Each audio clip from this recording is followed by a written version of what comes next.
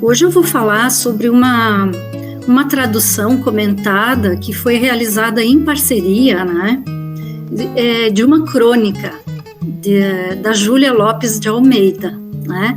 Fizemos essa tradução aí do português para o espanhol, né?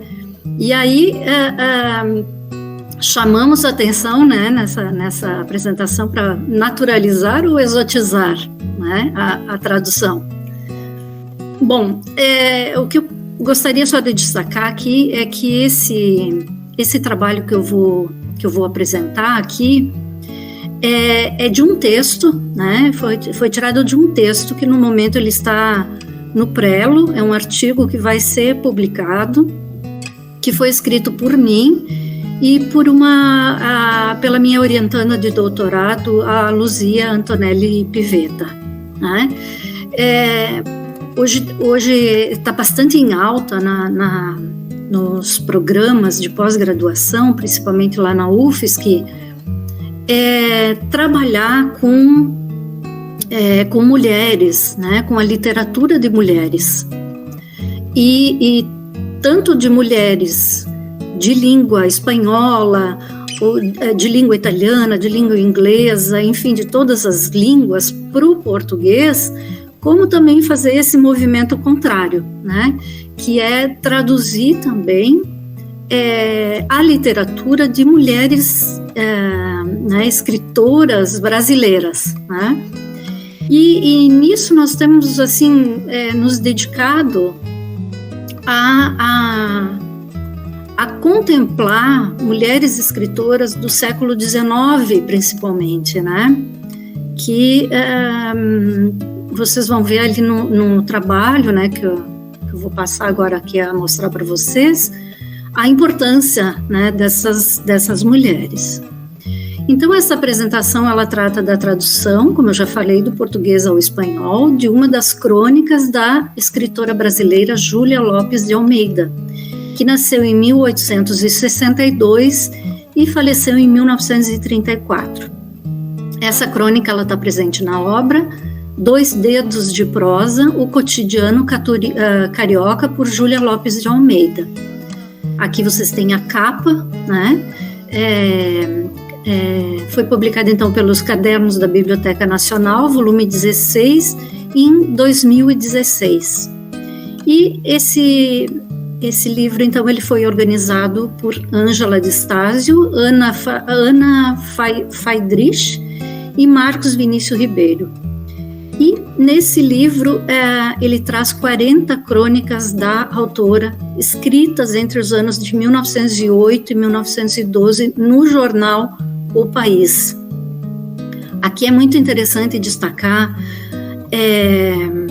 porque tem muita coisa escrita nos jornais da época, né? Só que pouca coisa ainda foi publicada, de fato, né? Que você tenha compilado, né? Todo esse material e transformado num livro. Então, da Júlia Lopes nós temos esse livro, né? Mas existe muita coisa dela ainda que se encontra ainda só nos jornais, né? Precisando aí, né, de novas pesquisas, né, novos pesquisadores que venham a mexer com esse material. Bom, a obra da escritora, então, por muito tempo, parece ter seguido o destino de muitas outras mulheres, né, que também foram ignoradas e levadas ao esquecimento. E esse apagamento de autoras na história literária, não só da brasileira, como também da mundial, precisa ser corrigido. Isso, então, existe aí um movimento novo, né, que a gente vem vendo, aí, vem percebendo nos últimos 10 anos, pelo menos, e mais recentemente também,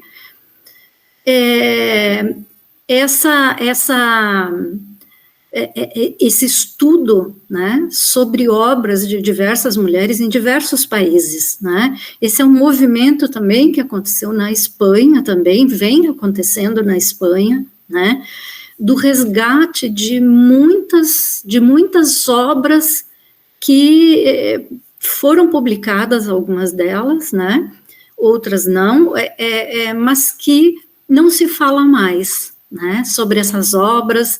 Elas acabam não aparecendo também no ensino da literatura, né, e aqui me refiro à literatura, então, a brasileira, né, de muitas mulheres, então, que têm a sua literatura, mas que acaba não sendo usado em sala de aula, esse material, né, e por isso, nesse sentido que a gente fala de ignoradas e levadas ao esquecimento, inclusive porque muitas vezes elas não são nem mencionadas, né, a sua literatura não é nem mencionada, e elas não são mencionadas, nem nas próprias histórias da literatura, né.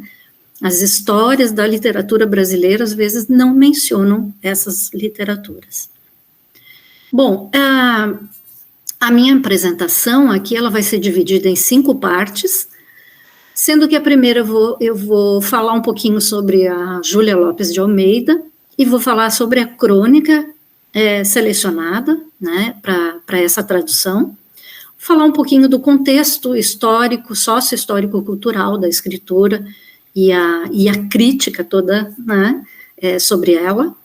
Depois eu vou falar da crônica brasileira, né, e da importância da crônica, e como ela aparece nos jornais da época, um pouquinho sobre as questões estéticas aí, desse período, para que a gente entenda um pouquinho, tente situar, né, esses escritos da Júlia Lopes, nesse período estético, e, por último, o processo de tradução ao espanhol, né, e aí eu chamo de um compromisso entre a naturalização e a exotização, que depois eu vou explicar melhor para vocês esses termos.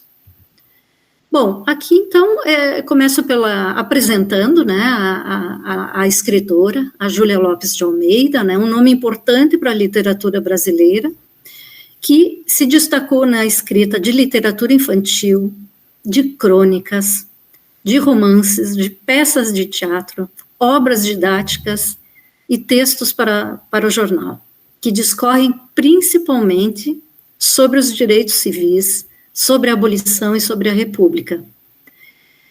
Ambiente intelectual e literário eminentemente masculino. Aqui as fotos, vocês podem perceber que eu coloco embaixo da onde elas foram retiradas, né, a maioria delas do Arquivo Nacional, que estão em domínio público. Bom, a Júlia Lopes de Almeida, então, aos 19 anos, ela vai publicar os seus primeiros textos na Gazeta de Campinas. E aos 22, ela passa já a escrever para o jornal O País, né, que é um jornal mais de cunho revolucionário e abolicionista. Ela vai escrever na coluna semanal que se chama Dois Dedos de Prosa, né, onde ela atua por mais de 30 anos, ela vai atuar. Apesar das restrições impostas às mulheres na atividade literária.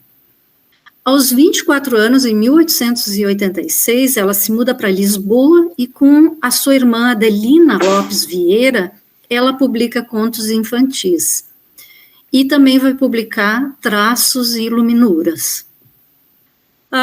Nesse momento, ela colabora na revista A Semana, né, que é dirigida por Filinto de Almeida, com quem ela se casa, e vai ter 3 filhos que também vão ser escritores. Em 1888, ela retorna ao Brasil e aí ela vai concluir o seu primeiro romance, que é Memórias de Marta. Bom, aqui eu trago algumas das obras, né, da Júlia Lopes de Almeida, com o seu ano de publicação, aí do lado, só para vocês terem uma ideia da quantidade de coisas que a Júlia Lopes de Almeida ela publicou. e que aqui eu não coloquei tudo, claro, por uma questão aí de espaço. Bom, a escritora, ela também publicou textos direcionados às mulheres, né, como manuais, e aí ela faz isso no papel de Dona Júlia, né, a Júlia Lopes, ela vai ter vários pseudônimos, né, com os quais ela escreve. Em 1893, em 96, perdão, ela publica Livro das Noivas, para as inexperientes jovens que se casariam. E em 1906, ela publica Livro das Donas e Donzelas, que é um livro dirigido às mães e esposas. Bom, aqui então, vamos entrar um pouquinho já na crônica, que é o objeto aqui, que é o corpus, né, que vai ser, que eu vou falar sobre a tradução. Essa crônica, então, selecionada, ela é em janeiro de 1911. E lembrando só que as crônicas, a maioria delas, elas não tinham título, né, no jornal. Então, a gente seleciona elas pela data em que elas foram publicadas.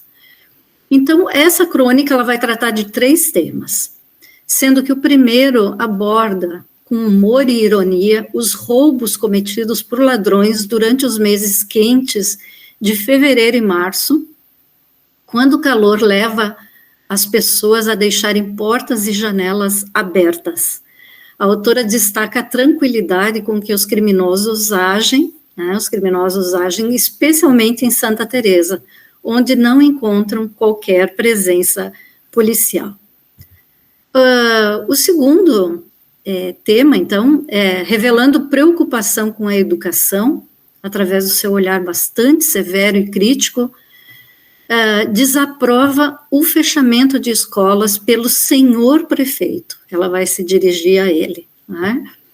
E aí ela vai dizer o seguinte, eu cito aqui: ora, se há num país de analfabetos, como ainda é o nosso, despesas que se não devem suprimir, são as despesas feitas com a instrução popular. É melhor pôr livros nas mãos das crianças e dos adultos e elucidá-los por meio de mestras bem educadas, do que ter de sustentá-los mais tarde em correções e em hospícios, ou sofrer vexames por atos de que só a sua ignorância é culpada. Então, esse é um dos trechos. Bom, temos ainda um terceiro tema nessa crônica. O terceiro tema, então, comenta de maneira sucinta e personificada sobre as expectativas e as incertezas a respeito do que irá acontecer com o Morro de Santo Antônio. Isso tudo no Rio de Janeiro, né? O que acontece? Seu desmonte data do Morro de Santo Antônio, seu desmonte data de 1920, mas já no começo do século XX, vários locais da cidade carioca passavam por modificações, o que certamente gerava dúvidas entre os munícipes, pois se tratava de um ciclo de grandes obras no Rio de Janeiro, que incluíram a demolição de morros, o aterro de lagoas e o arrasamento de ruas. Então, ela vai falar sobre isso também. Bom, vamos tentar localizar um pouquinho agora o contexto sócio-histórico-cultural da escritora, né, e um pouquinho do que a crítica vai falar sobre ela nesse momento, né. Vejam que aqui nós temos a Júlia Lopes, né, ela viveu, é importante dizer que ela viveu entre o fim do século XIX e o início do XX, um período aí que foi de grandes transformações no Brasil e no mundo, como a abolição da escravatura, a proclamação da República, né, e o início da modernização do país. Então, ali, quando ela está falando do desmonte do morro, ela está se referindo também a isso, dessa modernização. Nesse cenário, então, de mudanças, né, a autora, ela destacou-se como escritora e participante ativa nos debates socioculturais especialmente na defesa dos direitos das mulheres. Enquanto o Brasil passava de uma sociedade agrária e escravocrata,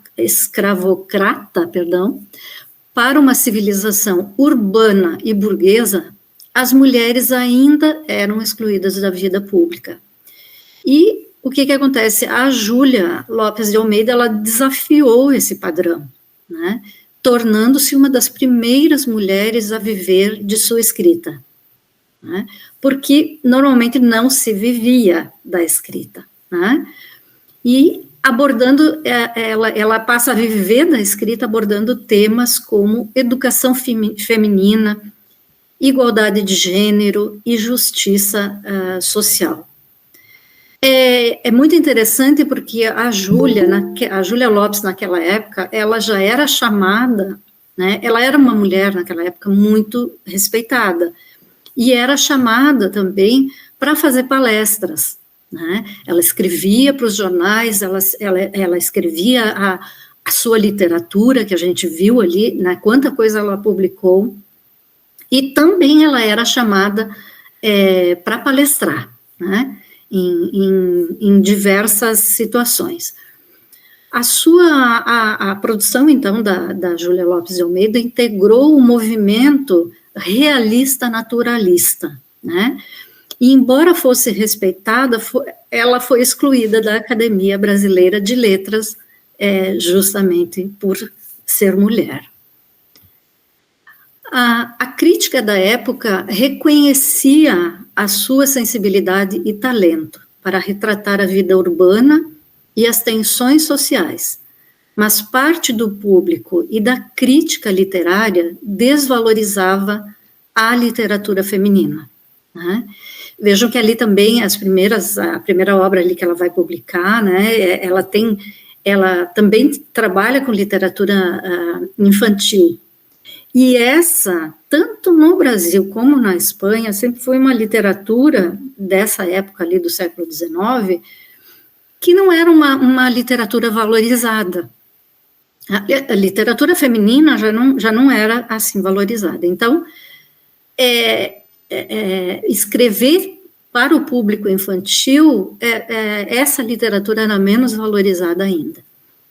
Isso então, refletiu o preconceito e o apagamento das escritoras na historiografia literária, como se observa na ausência de nomes femininos em obras como, por exemplo, a História da Literatura Brasileira, de José Veríssimo, essa de 1916, que teve a sua primeira edição, né, em 1916. Que era o que eu já comentava antes, né, desse apagamento dessas escritoras, né, e que, como eu já falei, não é uma coisa que aconteceu só no Brasil, né, aconteceu em vários outros países e vários que também agora estão fazendo esse mesmo movimento que de trazer de volta, né, a leitura dessa literatura, dessas mulheres aí que escreveram.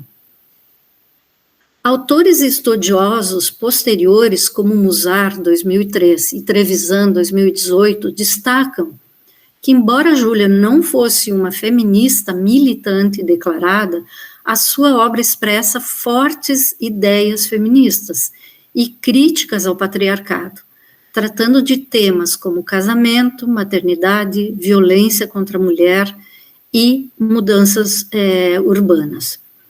Por fim, embora não seguisse explicitamente o positivismo, a sua escrita reflete influências dessa corrente, especialmente na valorização da educação, da ciência e do progresso social, mas com um tom humanista e emocional que evidencia o seu compromisso com a transformação da sociedade e também com a emancipação feminina.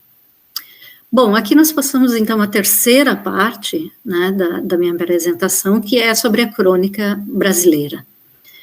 Bom, aqui lembrando então que a partir do século XIX, em português, o termo crônica passa a designar um gênero jornalístico, né, o folhetim, que comentava de forma leve e acessível os fatos cotidianos ligados aos costumes, à política, às artes e à literatura. Claro que tudo sob um ponto de vista pessoal do autor.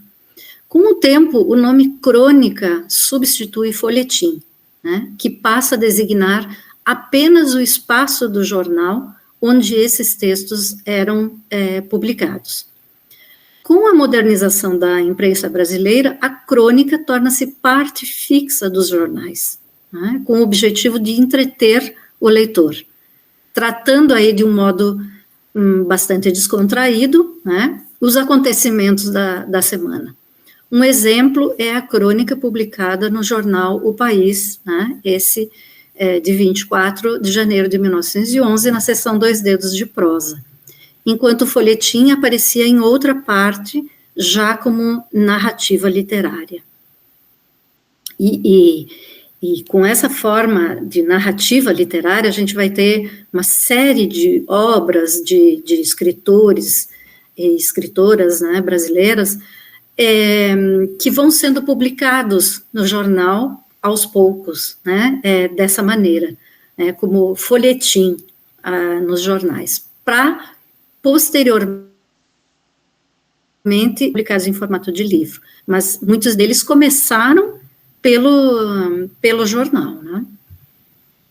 Bom, no século XIX, especialmente no Rio de Janeiro, a crônica teve papel central na construção da identidade cultural brasileira.